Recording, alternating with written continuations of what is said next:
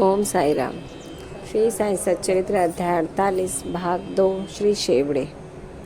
अक्कलकोट सोलापुर जिला के श्री सपनेकर वकालत का अध्ययन कर रहे थे। एक दिन उनकी अपने सहपाठी श्री शेवड़े से भेंट हुई। अन्य और भी विद्यार्थी वहां एकत्रित हुए और सब ने अपनी अपनी अध्ययन संबंधी योग्यता का परस्पर परीक्षण किया। प्रश्नोत्तरों से विदित हो गया कि सबसे कम अध्ययन श्री शेवड़े का है और वे परीक्षा में बैठने के अयोग्य हैं।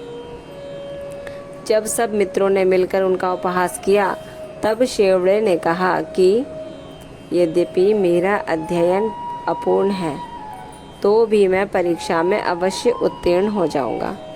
मेरे साईं बाबा ही सबको सफलता देने वाले हैं। श्री सपटनेकर को यह सुनकर आश्चर्य हुआ और उन्होंने श्री शेवड़े से पूछा कि ये साईं बाबा कौन हैं जिनका तुम इतना गुणगान कर रहे हो। उन्होंने उत्तर दिया कि वे एक फ़कीर हैं जो शिरडी अर्थात अहमदनगर की एक मस्जिद में निवास करते हैं।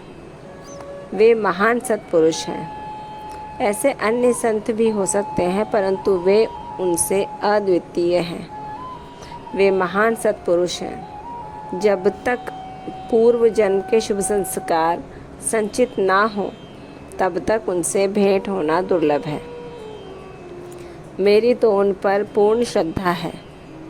उनके श्रीमुख से निकले वचन कभी असत्य नहीं होते। उन्होंने ही मुझे विश्वास दिलाया है कि मैं अगले वर्ष परीक्षा में अवश्य उत्तीर्ण हो जाऊंगा। मेरा भी अटल विश्वास है कि मैं उनकी कृपा से परीक्षा में अवश्य ही सफलता पाऊंगा। श्री सपटनेकर को अपने मित्र के ऐसे विश्वास पर हंसी आ गई और साथ ही श्री साईं बाबा का भी उन्होंने उपहास किया।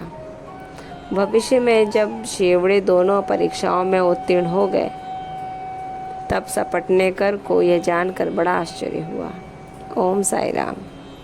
अर्थात अगर हम ईश्वर अपने बाबा पर पूर्ण तरीके से भरोसा करते हैं तो बाबा हमारा साथ देते हैं, हमारी इच्छाओं को पूर्ण करते हैं। इसी के साथ ये अंश यहीं समाप्त होता है। कल अगला अंश 3 में श्री सपटनेकर पर अध्ययन होगा। तब तक ओम साई राम।